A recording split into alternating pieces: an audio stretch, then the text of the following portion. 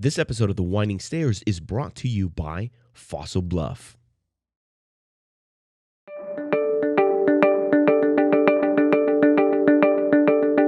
Hello and welcome to another episode of The Winding Stairs. I am your host, Juan Sepulveda. Thank you for taking some time to explore a little bit about Freemasonry with me tonight. Today, I have the privilege of being here with a brother that if you have ventured into TikTok for any reason and search the words Freemasonry, Masonic Tik, or anything related to that, for sure, you have seen this brother in action. One of the most amazing brothers who is spreading a lot of positive information about Freemasonry on TikTok right now, brother Widows Mijo. My brother, welcome to The Winding Stairs. Thank you for being here with me. Thank you for having me, and I appreciate the introduction. Thank you very much. When I started looking at TikTok, full disclaimer, in the Masonic Roundtable, which is one of the podcasts that I have been a host for, we were talking about, okay, what's the next social media tool that we need to use in order to communicate with people? This happened a few years ago. I was adamant, I'm not interested. Pass. I'm not interested because the experiences I had with TikTok told me this is not for you. You're too old, you're too stiff, you're too serious. This is not your space. So initially that's how I became aware of TikTok, and I started looking at Masonic topics in TikTok, and there was very few things here and there. I didn't come across your content at that time. But then later on, I became a consumer of TikTok, and I started watching and spending time looking. And there you were. I saw you, and you were hitting some very serious points. You were backing it up with receipts. I loved your style, and I wanted to get a little glimpse and share a little glimpse of what motivates you. Like, how is it that you are doing the kind of work that you're doing and reaching so many people? Because I think it's a very positive thing. So to get started, please give us an insight into the early influence that you had with Freemasonry. As far as I understand, you had some conspiracy theories about Freemasonry before you really became interested in a serious note. Is that true? Absolutely. Yeah, at the earliest stages. I mean, I kind of personally consider myself to be a conspiracy theorist since I was about 11, 12 years old. Uh, I watched the movie Fahrenheit 9/11, and that's when I realized that not everything that we're told on the news is always true or we get the full information. And it was like earth shattering. I was like, people lie about serious stuff. And so, yeah, fast forward to I was about 19 years old. Between that time period was whenever I was just really, really into the conspiracies. Like mid to late teens, I was researching and doing that. And basically, I dropped out of school. I had nothing better to do besides look into studying stuff that I wanted to study rather than what was going on in school. Got my GED and tried college for a little bit, but ended up dropping out of that too. Conspiracy mindset kind of made me not a fan of the school time frame, basically. And but whenever I was 19, I started my tattoo apprenticeship.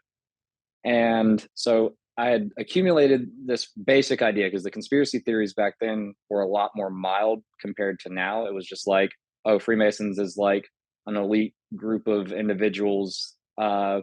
Some might be politicians, some might be judges, and there's rumors of devil worship. So it was very mild compared to how it is today. But I started working with a Mason whenever I started my tattoo apprenticeship. He was the manager of the tattoo shop at the time. And then he basically introduced it to me. And I started basically messing with him. Was like, so you guys like worship the devil and do all this weird stuff? But getting to know him, I could really get a true sense, because like this man's like a Mason's Mason. So he gave me all the information that I needed. I instantly went to researching his claims. They all backed up. So then I started debunking stuff back then. All the conspiracy theories back then were not true. And so it absolutely intrigued me, and that's what inspired me to want to join, was mostly the philanthropy side of it. Interesting. And when you started debunking, was it just on a one-on-one basis? So you would do your investigation, and then whenever you see that your friend, you tell him, not your friend or anybody, you would interact with them, or were you interacting in social media in that debunking process? Not so much social media. As far as the conspiracy stuff, that was all just kind of like personal studies, personal ideas. To an extent, like I guess there was somewhat of a like conspiracy community. It wasn't so much that like I wasn't on Reddit or anything like that, any subreddits. But I used that for, you know, some research purposes. But really it was just for like myself, just looking into it, because the way that the conspiracy community used to be, even as early as, you know, 10 to 12 years ago, is people would come up with ideas and say, hey, this is fishy, y'all want to help me figure this out? And Mm. then people would work together, and if something ended up not being true, then they would accept that. And that's kind of how I always approached my debunking process. Was before I saw a claim, I would first look up to see if it was already debunked, and then I'd base my opinion off that. Okay. uh, I just didn't really do that so much with the Freemason stuff, because I wasn't really that concerned with it. But lo and behold, started doing my research, and yeah, a lot of those Leo Taxil claims, and against Albert Pike and Freemasonry and all that stuff ended up being hogwash. So I was like, okay, sign me Le- up. Leo Taxil, the Masonic gift that gives on giving. My goodness. Right. You're very fortunate that someone within this apprenticeship location had, it wasn't just a Mason, but like you said, a Mason's Mason. Having that access, that direct access, and I presume like an apprenticeship, you spend a lot of time with that individual, getting to know Hmm. the craft, but as a byproduct, you get to know the man. Yeah. So was it part of what intrigued you the most there, what he said or how he acted and behaved? I would honestly say all the above, just because getting to know him, then getting to know that he was a Mason and what Masonry was all about. Uh, I was like, this guy's just, you know, Southern gentleman, good old boy. There's no way that he's secretly worshiping the devil and trying to take over the world. Mm. So I, I got to know him, and even though I didn't get to join his lodge, kind of long story short, uh, the guy that apprenticed me at the time was an egghead, and he wanted to join Masonry for the wrong reasons. Mm. And then he basically stonewalled my ability to join at the time. And plus, I did happen to be an atheist at the time. Mm. And so it wouldn't have worked out anyways. But the more that I started to talk to him, the more it started to kind of like open up my mind a little bit more, so on and so forth. And a few years later, ended up, you know, coming to my own spiritual conclusions. And he was like, yeah, that works. But then once our mutual friend found out that that I was going to be turning in my petition, he basically pulled him to the side and was like, if he turns in his petition, I'm blackballing him. Oh God. Which should have proved right then and there that, Yeah. like, I mean, his character. But Hmm. I knew that that guy would basically, uh, his true colors would show eventually, and sure enough, they did. He's currently, you know, I don't want to put him out there like that, but Yeah, yeah. he is currently sitting in prison. So Wow. for Wow. the second time, the first time is what got him kicked out. Wow. Wow. It's definitely a very rich story. Not a lot of people are able to go through that journey where they're um exploring on their own and trying to decipher things for themselves. You seem very self-driven. You seem very very focused in your, whenever you're looking at information, whenever you're researching it, it seems like you're very focused in trying to find things that are going to be the truth, and not just that, but they're going to make sense to you. So it's interesting to see the whole ebb and flow, where at one point you had no spirituality. Well, I can't say that, because you could be an atheist and still be spiritual, but you were an atheist, and then eventually through your own research found things that really connected with you, and now you're in the in an opposite side of the spectrum, where for those brothers who haven't had an opportunity to see your content, I'm gonna have links in the description, in the show notes, because I think that you need to see the kind of work that Widows Mijo does. Uh, of course, that's not his birth name, but that is what we're gonna call him. But this is a true brother that really works hard to put Masonry in a good light. Now, obviously, right off the bat, people that are used to seeing my program, there may be a very similar homogeneous look to the brothers that come and spend time with me in the interview. You have, but here you are. I don't know if you know this or not, but you have tattoos on your face. Have you? Wait, what? I didn't want to be the one to tell you, bro. I told the makeup lady to cover him up before we got on. As a matter of fact, you gotta see this. A very close friend of mine sent me a screenshot of you. Oh, wow. A couple of months ago, he sent me a screenshot of you. He didn't know that I knew you, and he's like, "This dude on TikTok, is he for real?" And I wrote back, I'm like, "Yeah, this bro's legit." It's like this is real. And especially because I think he highlighted the following. So on TikTok, um, brother, how is I kind of was gonna treat it like a first name and last name. I was gonna say brother Mijo. That's your last name now. Uh, brother Mijo has 250,000 followers in one of his accounts, and that's a lot of people. You know how many meetings, many lodge meetings you would have to go to in order for your voice to reach 250,000 people? And that is one of the highlights of the power that social media has. Granted, not 250,000 are Masons, but there's a mix there of Masons, people who have been in Masonry that are no longer active in the fraternity, or as we say in Spanish, they're dormant.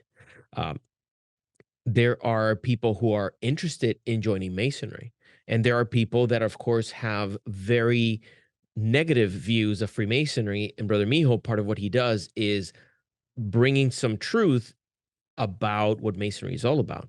So I wanted to ask you about the whole aspect of when you started getting involved in on TikTok. Did you start as a consumer? Were you just consuming content, just browsing, spending time there? Fossil Bluff is a purveyor of uncommon Masonic artifacts, a creator of bespoke, handcrafted, curious creations. Their tagline, "Gifts for today, inspiration for a lifetime," is more than just a catchy phrase. It encompasses the ideal that results from a lifetime of experiences that reach beyond the ordinary. It is the goal of Fossil Bluff to help you continue your experience through their thoughtfully crafted collection and provide like-minded individuals with items that invoke a feeling of heritage, legacy, mystery, and quality. Fossil Bluff strives to inspire each and every person that finds them with a sense of discovery and possibilities that exist in all they aspire to do. To see their collection and take advantage of the exclusive promotion they've set up just for our listeners, visit fossilbluff.com/TWS. Yeah, precisely that. It was pandemic time and everybody was going over to TikTok. Same scenario for me. I was just like, this is a very corny app. It's not anything that I'm interested in, really. Ironically, I used to make music, and I got notifications on Instagram that one of my songs had gone viral on TikTok. Oh, wow. So I was like, okay, maybe I should make a TikTok. Uh, but there was literally like no luck with that whatsoever, because I mean, artists on TikTok is like a dime a dozen. Plus, I don't Mhm. even do that anymore. I haven't recorded a song in over a year and a half. But so then I just started like consuming because it was basically a combination of like YouTube and Instagram combined, because I was learning a lot of cool stuff. And again, even as a Mason, I still do consider myself somewhat of like a conspiracy truther. I don't like to Mhm. go into the outlandish stuff. I like to look real deep into things that actually are worth raising question about.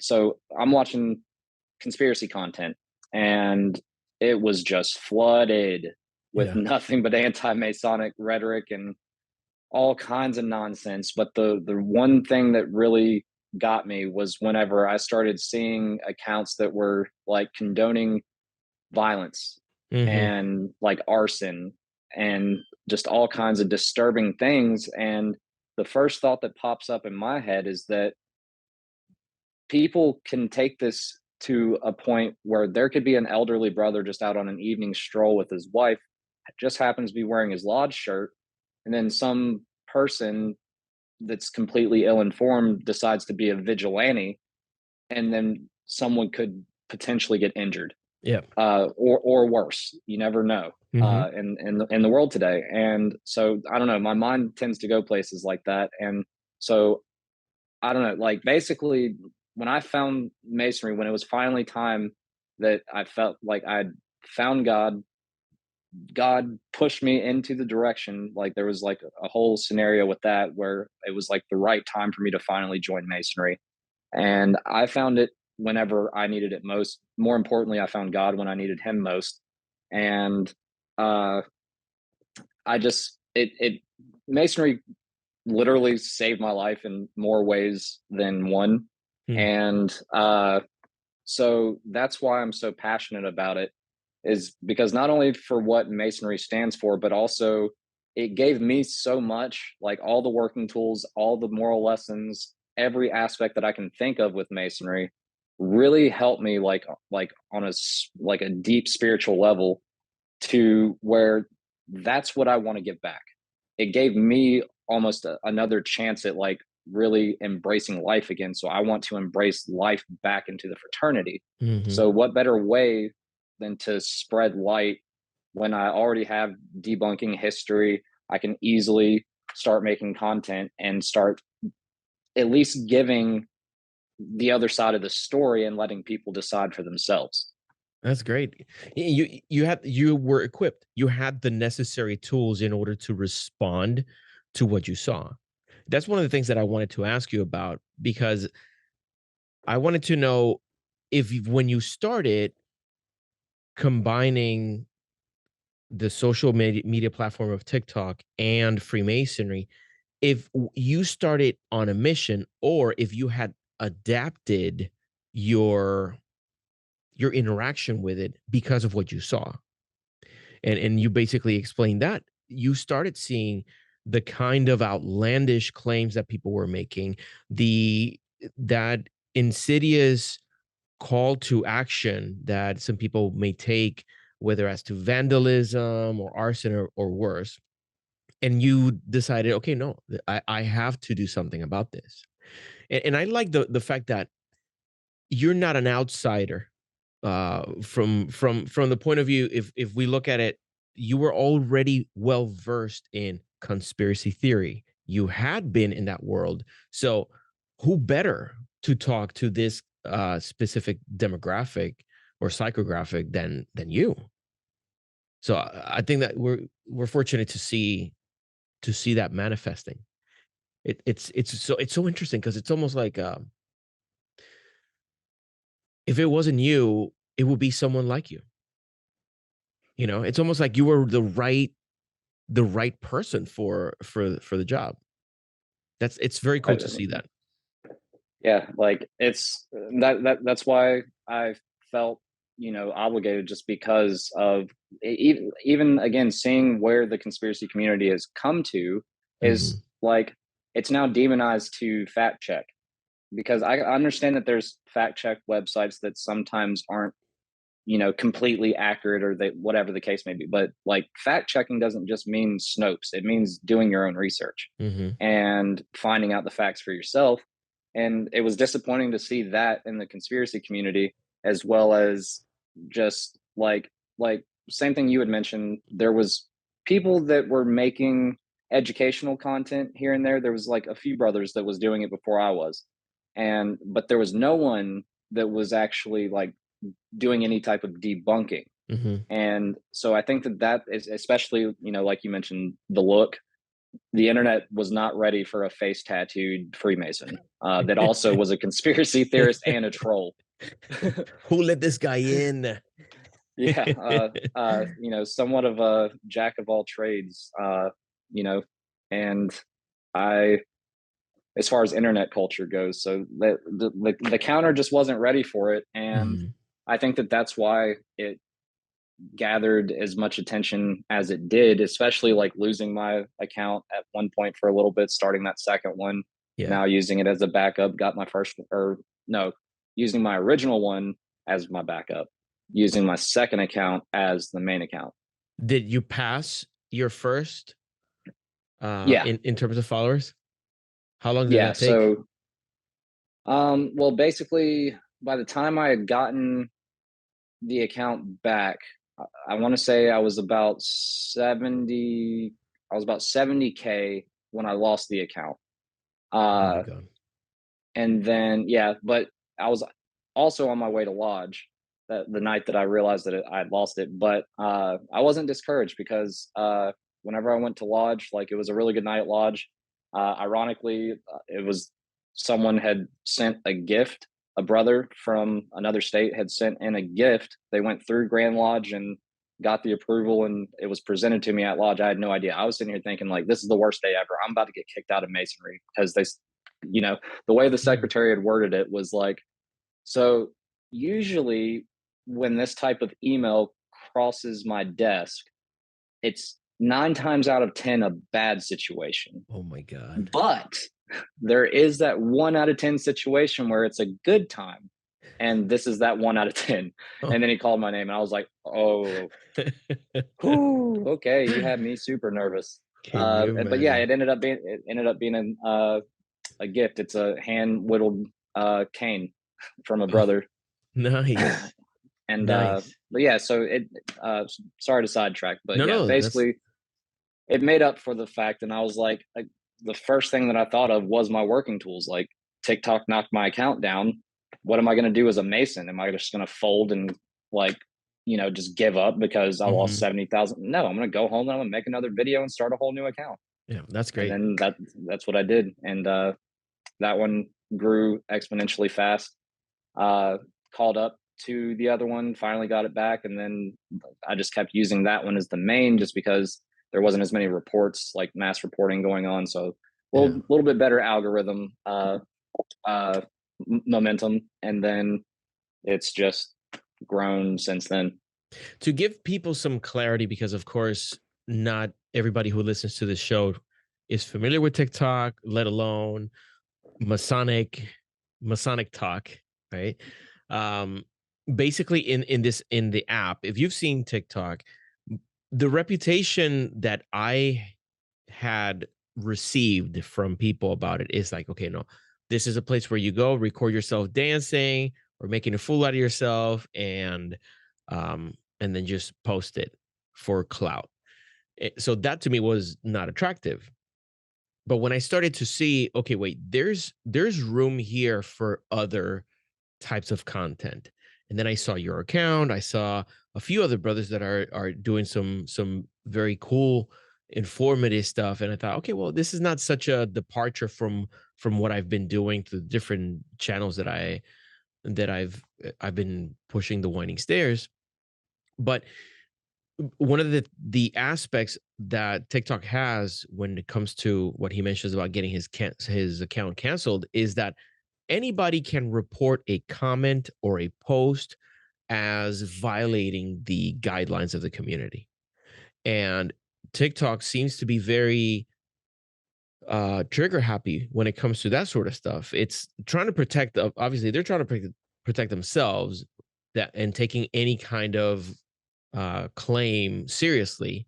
So it's almost like they'll shut down the account or ban it or mute it or restrict it without doing any investigation. And then it's up to the owner of the account to then perhaps file a what do you call that? Almost like a counterclaim and say, no, this is not right. This is what I said, or here's the proof of what I did, or whatever. So I've seen that a lot, not just with you. I've seen that Brother Fluff, which is another influential Mason on TikTok. Brother Harper Crates also has been kicked out at a point or another. Do you have any suspicion as to what is that's making your accounts so propensa? I can't think of the word in English. So like targeted, basically? Yeah. How come we see that happening? What do you suspect is happening? Do you think it's retaliatory? Do you think it's so let me know what you think. I would say absolutely like retaliatory, because every single time that it's happened, it was always on a video that, you know, would completely blow the lid off of, you know, some major claim that the, you know, modern conspiracy world has been sitting on and just totally embracing for the last, like, I don't know, 10 years. And then here I come just out of nowhere, just like, nope. And people just hate Freemasons, like, and they don't even know why half the time. It's just like most of the people are just like saying stuff that they've just heard in passing, seen in other videos, or, you know, came across something. And then half the time they're just like, they just don't even know why they don't like Freemasons. So people, and then obviously you have people that are very passionate about their individual faith, and they will do anything necessary that they feel is necessary to defend their beliefs. And if that even calls for action to get a post removed, it's all the above, basically. I've had to deal with all of it. Now it's I've seen some surprising claims online, some surprising things everywhere. It's not just on TikTok. I've seen it on Facebook, on Twitter, but there's something different about TikTok. There's something different about how cavalier people are about their claims, about the approach to trying to stop something. What would you say has been one of the things that has surprised you the most from that kind of dynamic on that platform? It's TikTok is an interesting world, if you will. It in a world where everyone shouts at the top of their lungs, misinformation. Like they're like, everything is misinformation, but then it's like they fall for the misinformation, and that's what goes viral, and that's what grabs the attention. It's the shock and awe. It's the vulgar, like, accusation, whether it's true or not. If it sounds sexy, they're gonna go all over it, right? So it's a shame, because I feel people deserve truth no matter what the scenario is. And I feel that people genuinely want truth, but they see the numbers and they're infatuated by the numbers. So they see a TikTok content creator who say their niche is conspiracy. They've got several videos that has thousands of likes, millions of views, hundreds of thousands, however many, and then they see like tons and tons of followers. Subconsciously, I think that they're just like drawn to that, because they're like, oh, obviously there's a following here. I'm not really going to investigate. I'm just going to follow since everyone else is, and take in what they have to say, because obviously a bunch of people agree with it, whether it's right or not. So and the unfortunate thing is that TikTok likes to push that content. It's very weird paradigm, if you will. Yeah. But it gives people what they want. Exactly. It's at the end of the day, it's entertainment, and people want to be entertained, whether it's facts or not. But facts can be fun too. It's just all about the delivery, and I think that's where I strive as well, because kind of like my username, Widow's Mijo.